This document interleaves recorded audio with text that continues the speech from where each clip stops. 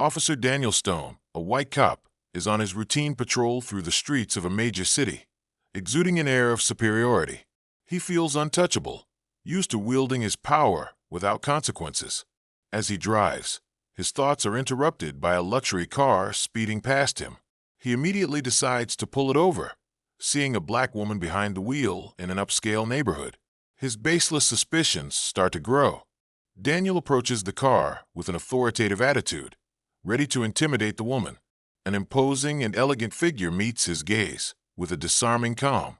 He demands her documents, but does so with a tone of contempt, insinuating that she has no business driving such an expensive car. The racist words flow easily from his mouth as he humiliates her, questioning if the car really belongs to her. The woman remains composed, responding with few words and handing over the documents without hesitation.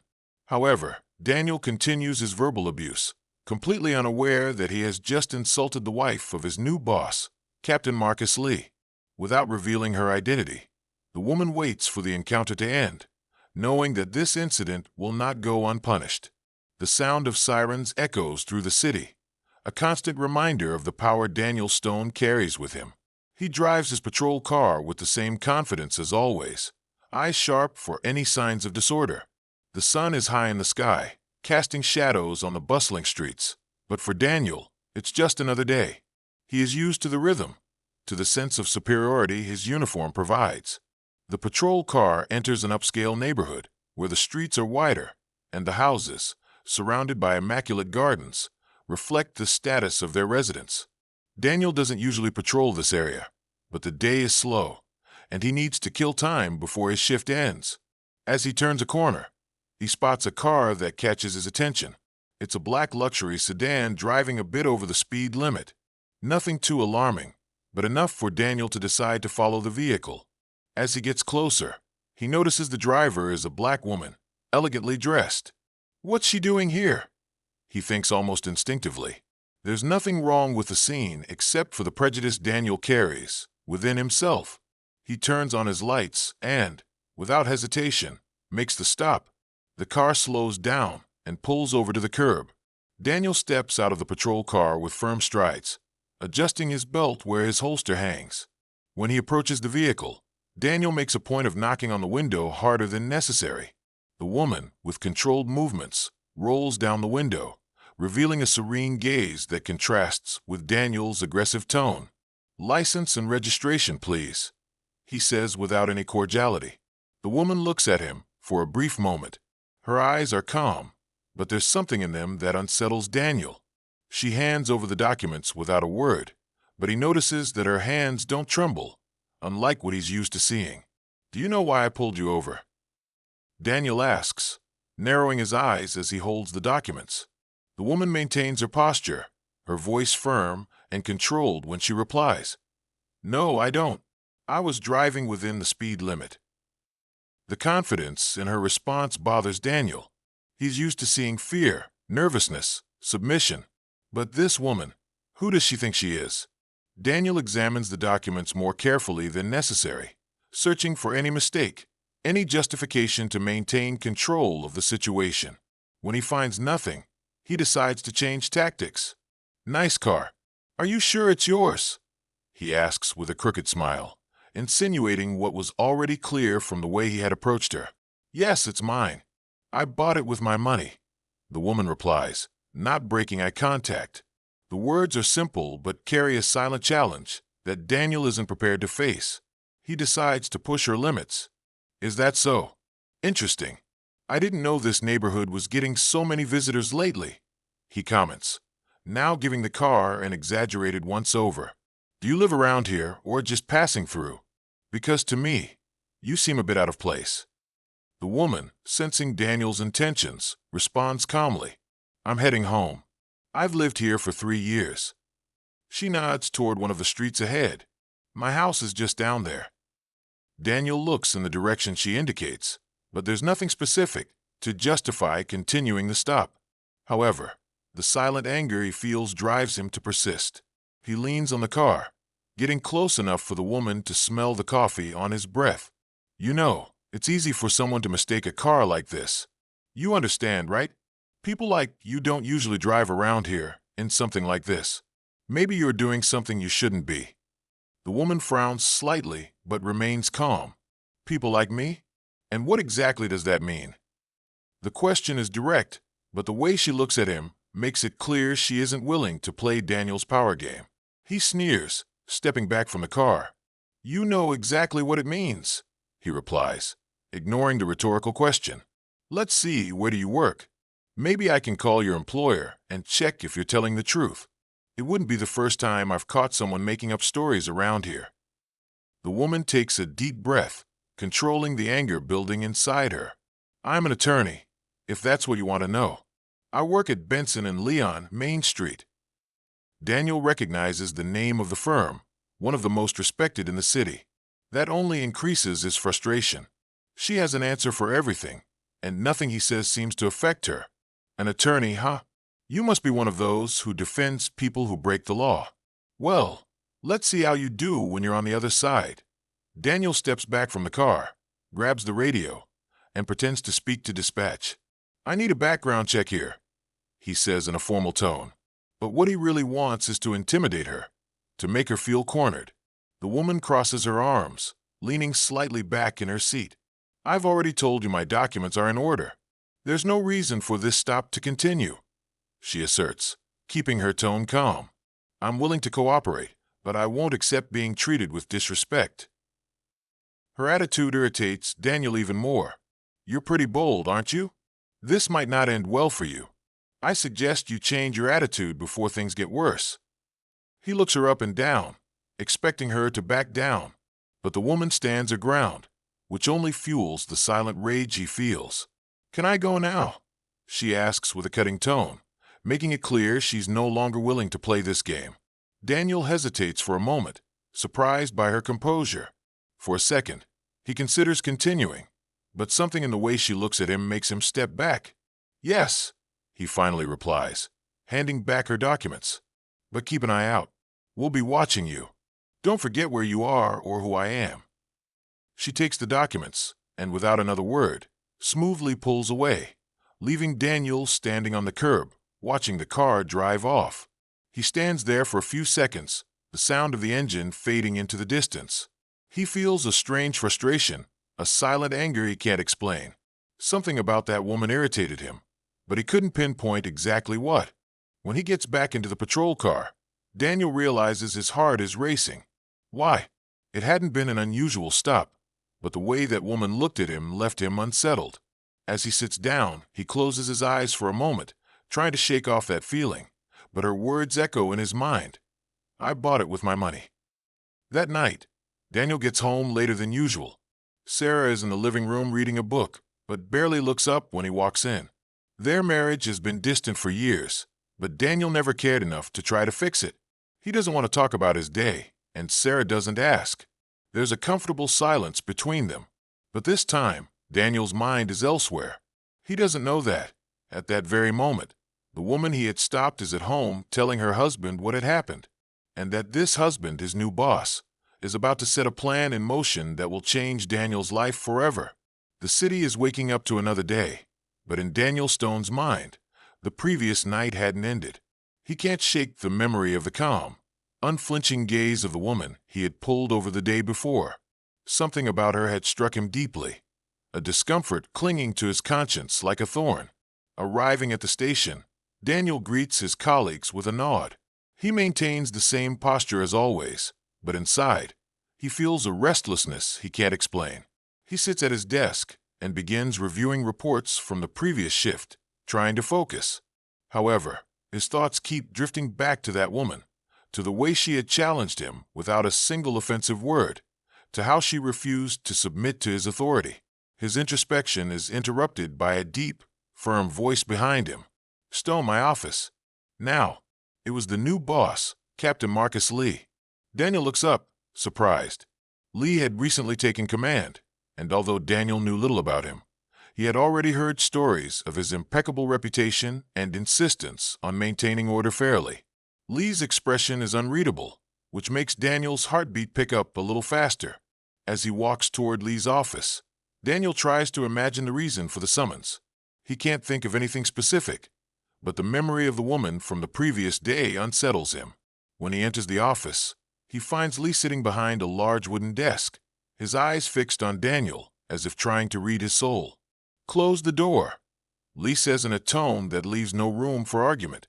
Daniel obeys and stands on the other side of the desk. The silence that follows is heavy, as if each second stretches into eternity. Finally, Lee speaks, his voice calm but laden with authority.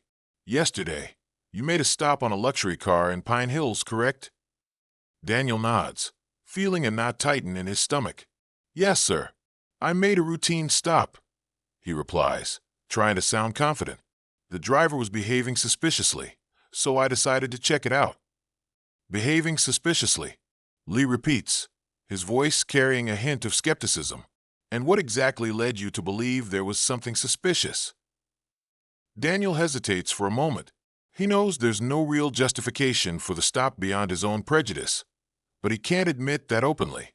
"Well, sir, the car was slightly over the speed limit, and considering the time and place, I thought it might be prudent to investigate," he says, trying to maintain his composure. Lee remains silent for a few seconds, observing Daniel with a look that seems to penetrate all his defenses. "Interesting," Lee finally says, leaning back in his chair, "because according to the driver's report, there was no infraction, and the stop was marked by a series of comments that, let's say, don't align with the standards we expect here." Daniel feels his blood run cold. It's not common for a complaint to reach the boss so quickly, and he begins to realize that this situation is more serious than he had imagined. "With all due respect, sir," Daniel begins, but Lee raises a hand, cutting him off. "I'm not finished yet," the captain says, his voice still calm, but with a firmness that allows no argument. "I want to make something very clear, Stone. I do not tolerate abuse of power in this department. I understand that the routine can be exhausting and that sometimes we make mistakes, but there are limits that should not be crossed." Daniel feels a wave of panic rising inside him, but remains firm. "I understand, sir. I just want to assure you that my intention was only to protect the community," he says, trying to sound sincere. Lee observes him for another moment, then stands up and walks to the window. "I hope so," he replies, looking out at the city. "I'll be watching your actions closely from now on, Stone. This city needs officers who serve and protect, not those who intimidate and abuse their authority." Daniel knows he's being watched. A sense of paranoia begins to settle in his chest, and he wonders how far Lee will go. "I understand, sir," he responds, maintaining his posture. "If there's nothing else, I'll get back to work." "Go," Lee says without turning around. "But remember what I said, Stone. There won't be a second chance." As he leaves the office, Daniel feels the weight of the warning on his shoulders. Lee's words echo in his mind, amplifying the feeling of being under surveillance. He returns to his desk and tries to concentrate on his work, but the unease won't let him be. He knows that from this moment on, he will have to be more cautious in his actions. Over the following days, Daniel notices that Lee is indeed monitoring his every move. Whenever he makes a stop, there's a colleague watching closely, and the reports seem to be reviewed with scrutiny he's not used to. He feels trapped, as if he's in a game where the rules have changed and he no longer knows how to play. Meanwhile, memories of the woman he had stopped continue to haunt him. It wasn't just the situation itself, but her gaze. The way she refused to yield disturbed him more than he wanted to admit. He found himself thinking about how he could have intimidated her more, how he could have exerted more control over the situation. But at the same time, he knew that any misstep could be his last. Lee wasn't an ordinary boss. He had a presence that made it clear he wouldn't tolerate mistakes, and Daniel felt he was walking through a minefield where every wrong move could trigger a bomb. At home, things weren't any better. Sarah seemed more distant than ever, and the few interactions they had were cold and automatic. Daniel didn't feel like talking, and Sarah, in turn, seemed oblivious to his anguish. He wondered if she knew about his affair with Claire, the wife of his colleague, but he never had the courage to ask. The affair with Claire, which once seemed like an escape valve, now only added more weight to his conscience. At the station, the days passed slowly. each one more tense than the last. Daniel tried to behave impeccably, but the constant fear of being caught consumed him. He felt like a rat in a trap, knowing it was only a matter of time before Lee made his final move. And amidst all this, Daniel began to realize that the only way out might be to quit, to leave the city, to start over somewhere where no one knew him. But he also knew that this was a decision that required courage, something he wasn't sure he possessed.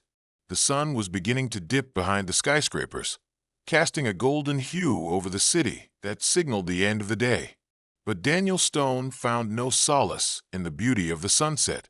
Since his conversation with Captain Marcus Lee, a dense cloud seemed to hover over his life, bringing a restlessness he couldn't shake. Every step he took, every move he made, was done with forced caution, as if one mistake could mean the end of everything he knew. Yet, there was something else gnawing at Daniel's mind, something he tried to ignore at all costs.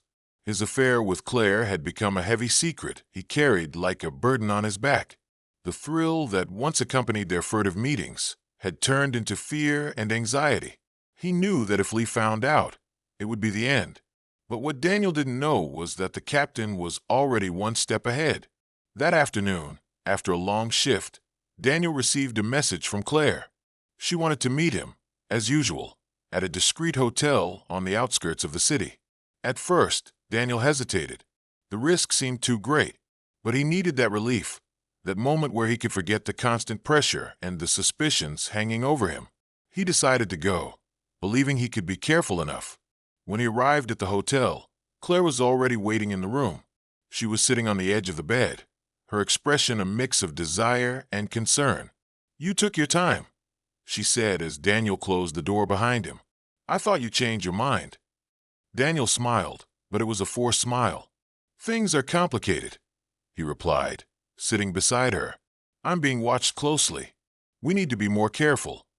Claire sighed and leaned her head on his shoulder. "I know. I've been thinking a lot about it, but I can't stay away from you."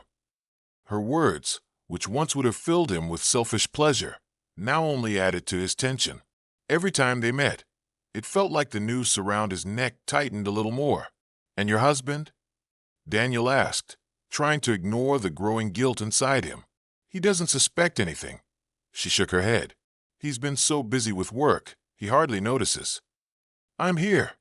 Claire laughed, but the sound was hollow, joyless. Daniel felt a tightening in his chest. More and more, he wondered if it was all worth it, if the risk he was taking made any sense. "We need to be smarter," he finally said, trying to find a commanding tone in his voice. "If anyone finds out, it will destroy my career, and I can't let that happen." Claire looked into his eyes, and for the first time, Daniel saw something different there, something he hadn't noticed before, a flicker of insecurity. "I don't want to cause you any trouble, Daniel, but I don't want to lose you either," she said. "We'll keep going, but with more caution," he replied, trying to reassure her, but not realizing that his words were more for himself. At that moment, he believed he could control the situation, that he could keep going without anyone finding out. What he didn't know was that Lee had already begun tightening the net. The next morning, Daniel arrived at the station, and there was a different kind of tension in the air. He noticed his colleagues' glances seemed sharper, as if they were waiting for something to happen. As he walked down the hall, he heard whispers, but couldn't make out the words. Something was wrong. When he reached his desk, he found a plain white envelope with no markings. Daniel picked it up, a strange sense of dread creeping up his spine. He opened the envelope with trembling hands and found a single photograph inside. His heart nearly stopped at the sight. He and Claire together, entering the hotel. The world seemed to spin around Daniel, and for a moment, he wondered if it was real. Someone knew. Someone had found out. He looked around, trying to identify who might have placed a photo there, but everyone seemed oblivious, focused on their own tasks. Daniel quickly put the photo back in the envelope and shoved it into his desk drawer. He needed to think. He needed to figure out what to do. As he struggled to stay calm, the phone on his desk rang. He answered, trying to control his breathing. "Stone, my office." "Now." Captain Lee's voice was as cold and authoritative as the last time. Daniel felt the ground disappear beneath his feet. He knew this moment would come, but he hadn't expected it so soon. Walking toward Lee's office, Daniel felt like he was heading to his execution. Each step felt heavier than the last, and sweat began to bead on his forehead. When he entered, he found Lee standing by the desk, arms crossed. The envelope lay on the desk, the photo visible beside it. "Close the door," Lee said, his eyes never leaving Daniel. He obeyed, his throat dry. "I told you there wouldn't be a second chance," Lee began, his voice low but filled with an implacable authority. "I expected you to take that seriously." Daniel tried to speak, but no words came out. He felt like a trapped animal with nowhere to run. Lee picked up the photo and held it up as if examining it for the first time, though Daniel knew that wasn't the case. "I knew something was off about you. Your behavior at work was already problematic, but this is something I can't ignore." "Captain, I can explain," Daniel began, but Lee cut him off immediately. "Explain what exactly? Do you plan to explain that you betrayed a colleague? That you got involved in an affair that puts your entire career and the trust of your partners at risk?" Lee's voice rose with each word, making it clear he had no interest in hearing excuses. "It was a mistake," Daniel stammered, feeling the pressure mounting. "It won't happen again, I swear." Lee stepped forward, getting closer to Daniel, who instinctively backed away. "A mistake that could ruin not just you, but everyone around you. This isn't just about you, Stone. You should know that." Lee's tone was icy, but there was a spark of something deeper, something Daniel couldn't quite identify, but that made him even more apprehensive. "I could destroy you right now," Lee continued, lowering his voice slightly. "I could end your career, your life, everything you know. But I'm not going to do that. Not yet." Daniel's eyes widened in confusion. "I'm going to give you a choice, Stone. You're going to redeem yourself. You'll do exactly what I tell you, when I tell you, and maybe, if you do everything right, you'll get out of this with some dignity. Understood?" Daniel nodded quickly, fear gripping his entire body. "Yes, sir. I'll do whatever it takes." Lee didn't smile, but his expression seemed lighter, as if he had gotten what he wanted. "Good. Now get out. And remember, I'm giving you a chance that many wouldn't have. Don't waste it." Daniel left the office as if he had just narrowly escaped a death trap, but deep down, he knew he was more trapped than ever. The days following that conversation in Captain Marcus Lee's office were the longest of Daniel Stone's life. Every minute seemed to drag on as the pressure mounted. He had committed to obeying, but the constant fear that his life could fall apart at any moment left him on the edge of despair. The silence he once found comforting at home now suffocated him, and even his meetings with Claire, which had once served as an escape, were now tainted by the terror of being discovered again. At the station, Daniel was constantly on alert. He knew that Lee was watching his every move, and this constant surveillance made him feel like a puppet, with the captain pulling the strings. He tried to maintain his routine, but every step, every decision felt like it was being judged, tested, with the looming threat that everything could come crashing down at any moment. A week after their last conversation, Lee called Daniel into his office again. This time, the captain's expression was more serious, as if he had made a decision that could change everything. "Stone," he began without preamble, "I have a mission for you. Something that will prove whether you deserve the second chance I'm giving you." Daniel's heart raced. A mission. He tried to remain calm, but the fear that Lee was setting him up was palpable. "What do you need me to do?" he asked, trying not to let his anxiety show. Lee stared at him for a long moment before responding. "There's an operation underway. We're investigating a drug trafficking network with ties inside the police force. I need you to go undercover and find out who the accomplices are. Your mission is simple: gain their trust and bring back the evidence needed for a conviction." Daniel remained silent, absorbing the words. A dangerous mission that would put his life at risk. He had no choice. Lee knew it, and Daniel knew this was a way to keep him under control. "Understood, sir," he replied without hesitation. He knew that any sign of reluctance could be fatal. "You'll be working with narcotics agent Tom Carter," Lee continued. "He's already embedded in the group and will introduce you as a new recruit. This is your chance to prove you can still be trusted." Tom Carter was known for being a tough, but fair cop. Daniel knew him by sight, but had never worked directly with him. What Daniel didn't know was that Carter was also aware of what had happened to him, and that Lee had instructed him to keep a close eye on Daniel during the mission. That night, Daniel met Carter at a discreet bar in the city suburbs, a place frequented by many of the drug network's contacts. Carter was a man of few friends and even fewer words. He approached Daniel and sat next to him without ceremony. "So you're the new recruit," he said, not looking directly at him. "Yeah, seems like it," Daniel replied, trying to match the casual tone. Carter glanced at him sideways, as if assessing his demeanor. "Lee trusts you, so I'll give you the benefit of the doubt too. But don't think that means we're friends here. It's every man for himself. Got it?" Daniel nodded, aware there was no room for mistakes. "Got it. I'm here to help with whatever's needed." Carter took a swig of his beer before continuing. "We're meeting the guys tomorrow night.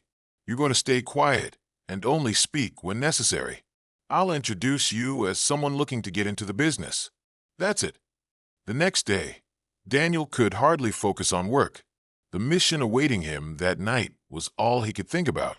Fear and adrenaline mixed, creating a nauseating sensation that wouldn't leave him alone. He knew that if he failed, it wasn't just his career that would be at risk.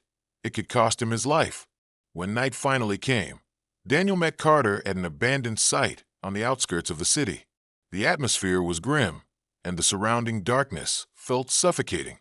Carter was with two men Daniel had never seen before, but it was clear they weren't strangers to the criminal world. One of them, a burly man with a scar on his face, looked at Daniel with suspicion. "This the guy?" the man asked, crossing his arms and giving Daniel a wary look. Carter nodded. "Yeah, this is Stone. He's reliable." The man didn't seem convinced, but accepted Carter's word. "Well, we'll see what he can do. The next shipment is coming in tomorrow. We need someone to make sure it all goes smoothly." He looked at Daniel with cold eyes.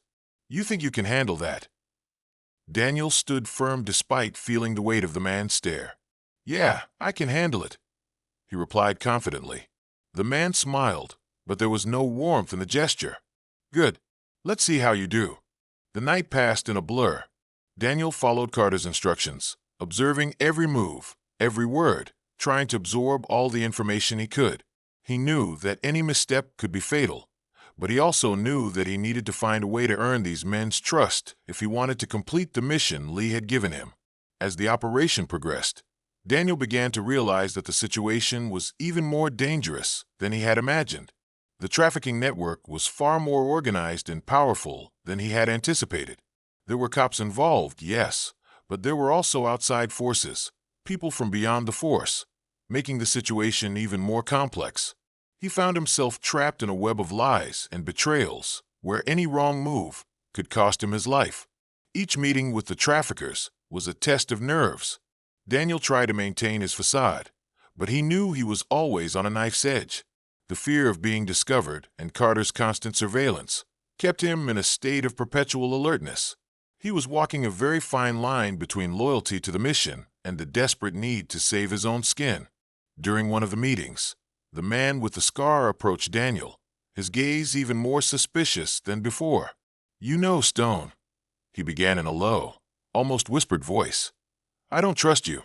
There's something about you that rubs me the wrong way." Daniel felt his heart race, but he kept his composure. "I'm here to get the job done," he replied, trying to sound confident. The man stared at him for a long moment before backing off.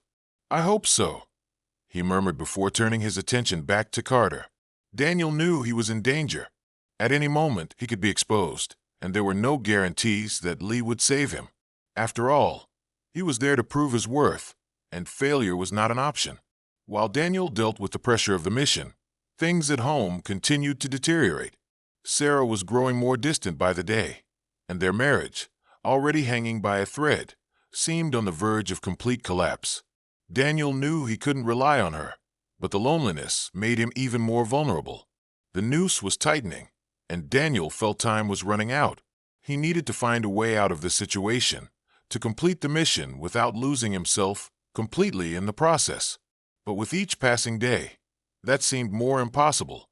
And deep down, Daniel knew that even if he managed to survive this mission, he would never be the same. The line between right and wrong, between justice and survival, was blurring, and he wondered how much longer he could hold out before breaking. Dawn found Daniel Stone in a state of mental and physical exhaustion. The weight of the mission, the sleepless nights, the constant tension of being exposed, all of it seemed to pile up on his shoulders. He knew he was reaching his limit, but he also knew he couldn't stop. The mission Lee had given him wasn't just about proving his worth. It was a matter of survival. That morning, as he prepared for another meeting with the trafficking network, Daniel received a message from Lee. "We need to talk. Now." The words were direct, leaving no room for interpretation. A chill ran down his spine. Lee rarely summoned him directly, which meant something had changed, something serious. Daniel drove to the station, his heart pounding. When he entered Lee's office, he found the captain standing by the window, the tension in the air palpable. "Captain," Daniel began, but Lee raised his hand, silencing him. "We have a problem," Lee said without turning around. "The man with the scar, Jake, he doesn't trust you, and to be honest, I don't blame him." Daniel felt his blood run cold. He knew Jake was suspicious, but hearing it from Lee meant things were about to get even more dangerous. "Jake's pushing," Lee continued, finally turning to face Daniel. "He wants you to prove your loyalty in a way we can't allow. They're planning a big job tonight, and Jake's going to demand you be part of it. If you refuse, it's over. If you accept, you'll be compromising your position and putting everyone at risk." Daniel felt the ground drop out from under him. "And what do you suggest I do?" he asked, trying to keep his voice steady. Lee stepped closer, his gaze hard. "Stone, we need a way out. You're going to take part in the job, but we'll be ready to intervene.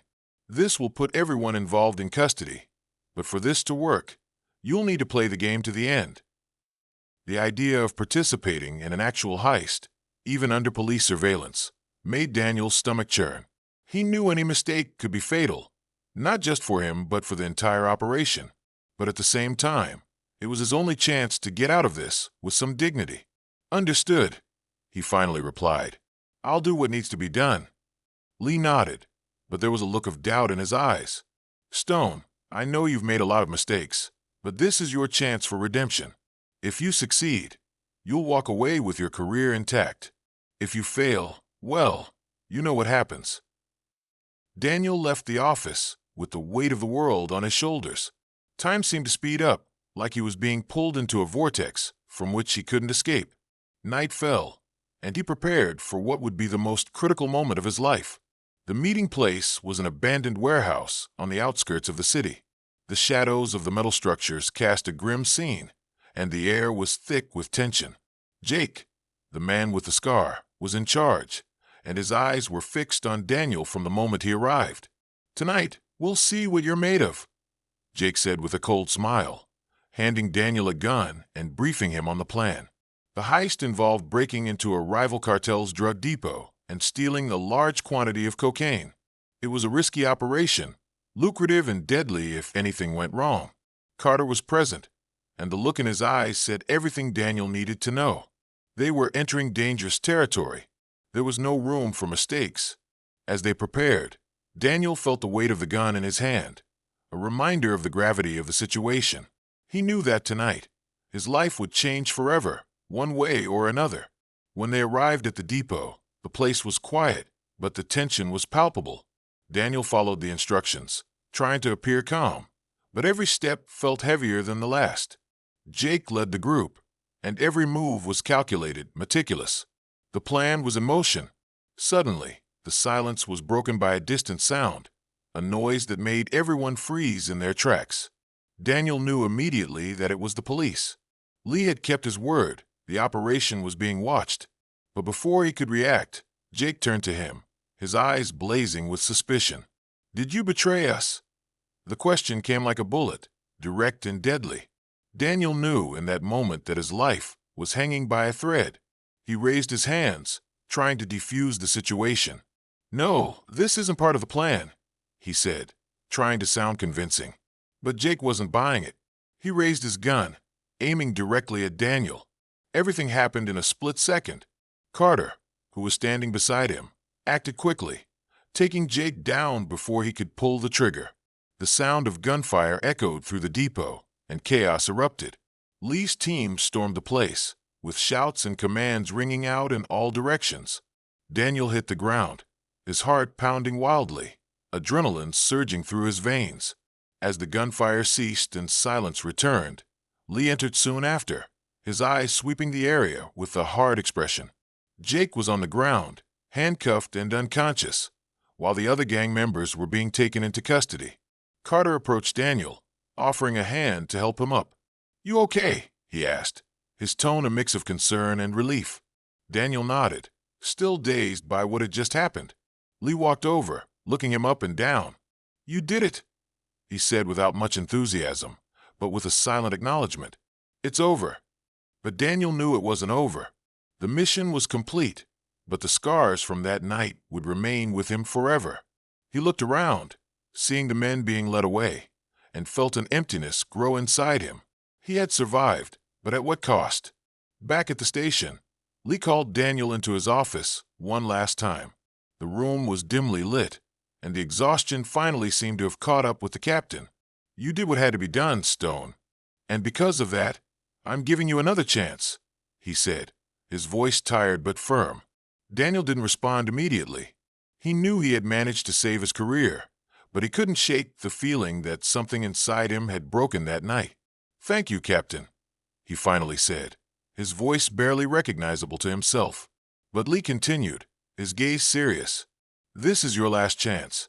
I won't save you again. Make it count." Daniel nodded, knowing those words were a harsh, irrevocable truth.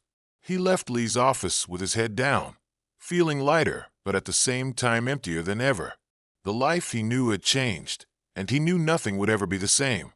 At home, Sarah was waiting for him, her expression unreadable. Daniel knew he would have to make peace with his past, with his choices, and most importantly, with himself. But at that moment, all he wanted was a little peace, a moment of silence before the consequences of his actions caught up with him again. The sound of the door closing echoed through the house, and Daniel knew that the real work of rebuilding was just beginning. The internal battle, the one he would face every day from now on, would be the hardest of all.